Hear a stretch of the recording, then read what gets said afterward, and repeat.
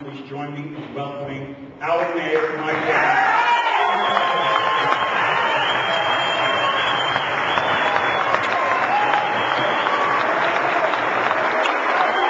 Members of the City Council, thank you for coming. Elected officials, directors of city government, city employees, reverend clergy, friends, and citizens, good evening. Thank you. I'm here today to report on the state of our city, and I'm happy to say that Jersey City is better now than it has ever been.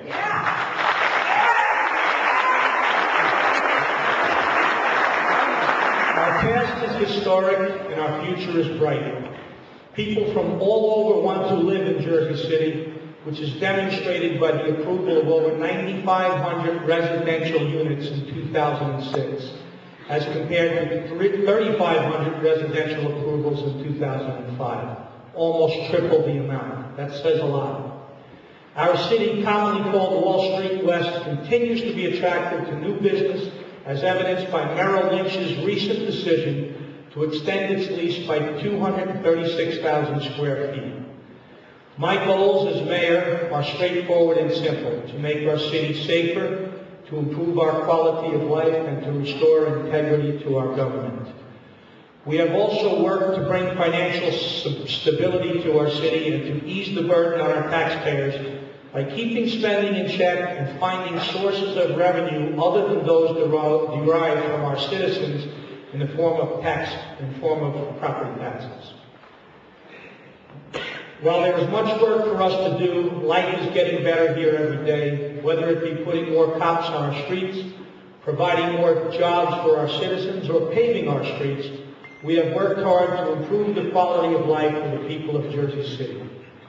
Issue number one for any government is the safety of its citizens. This administration inherited a serious deficit in the number of police that protect us.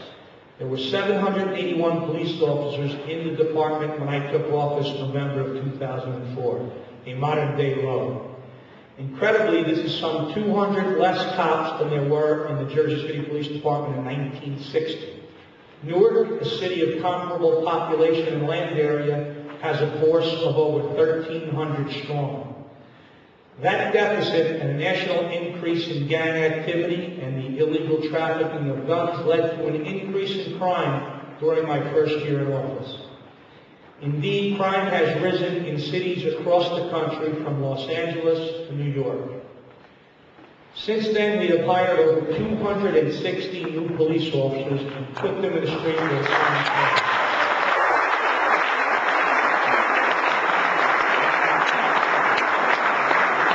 Bucking national and regional trends, I'm happy to say that crime is down in Jersey City, and the trafficking of illegal guns has exacerbated the problem of crime in our city and throughout America. States with weak gun laws allow straw purchasers to buy large amounts of guns and then illegally transfer them to criminals. This is now a federal plague that requires a federal cure. But our federal government has let us down, as it is seemingly beholden to the gun manufacturing lobby and to the National Rifle Association. We have taken initiative by focusing police efforts on seizing illegal guns, conducting a gun buyback, and passing local legislation by our City Council to stem the proliferation of guns on our streets. I have also joined with New York Mayor Mike Bloomberg and other mayors across the nation in an effort to develop anti-gun policies that could be implemented on the local level and to put pressure on the federal government to enact tougher gun laws. I would like to commend our police department for their efforts to target illegal guns.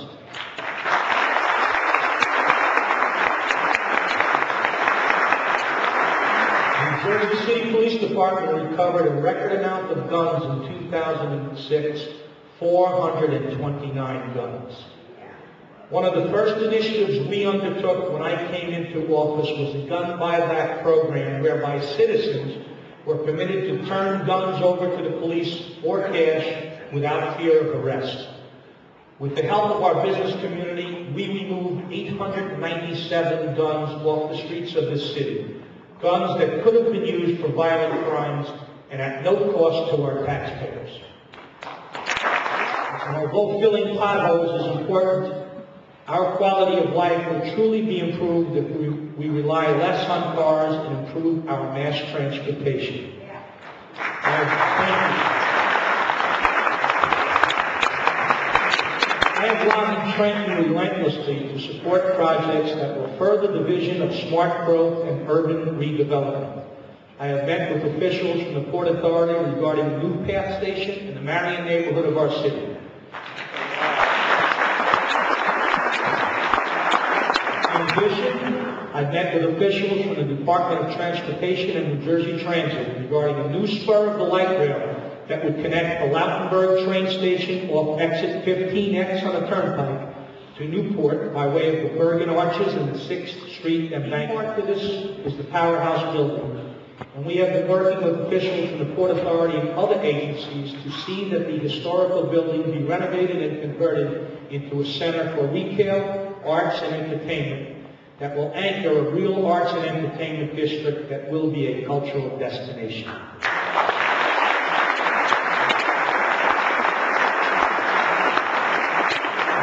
I'm also committed to creating more space for recreation.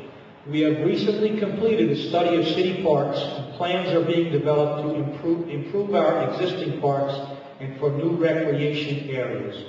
There's no reason why places like Muhammad Ali Park should be such an eyesore when they could be a place for residents to relax and recreate. While we enjoy beautiful parks on our western and eastern borders, namely Liberty State Park and Lincoln Park, we need new parks in our city, such as Berry Lane Park. There will provide new ball fields on some 15 acres in Bergen Lafayette. Reservoir 3, which will be a unique natural oasis and eco destination, and a new park in the new Hackensack River Edge development area where we can add new fields for our children.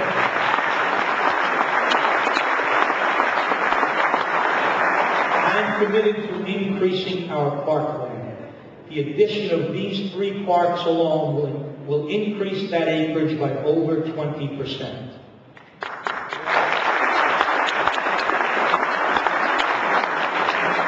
We have also worked to improve the aesthetic quality of our streets, which means so much to our everyday existence.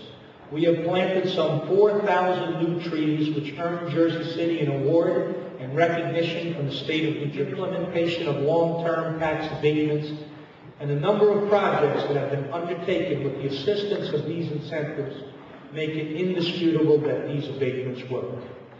Indeed, the Council of Economic Advisors has come to the same conclusion. Moreover, since the city does not share revenues received from payments in lieu of taxes with the school board or the county, the use of abatements helps our city services and our taxpayers. Certain areas of our city have clearly benefited more than others, namely our eastern waterfront.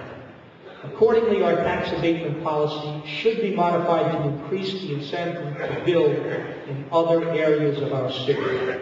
Tax abatements should not be abandoned on our waterfront just yet because there is still progress to be made there, and not all of downtown is free of blight. Moreover, to completely do away with these abatements downtown would put new residential developments at a competitive disadvantage, as they would have to market against developments that do have such abatements. However, tax abatements off the waterfront should be more favorably viewed to stimulate growth in areas that have not seen that growth. Finally, abatements bring other benefits as well. Our Affordable Housing Trust Fund has over $6 million that will be used to build housing that our low and moderate income residents can afford. I have advocated for laws that require transparency and openness by requiring that awardees of city contracts disclose their campaign contributions. However, we should not adopt legislation, in my opinion, that would keep those of moderate means from running viable campaigns, and that would limit elected office exclusively to the wealthy.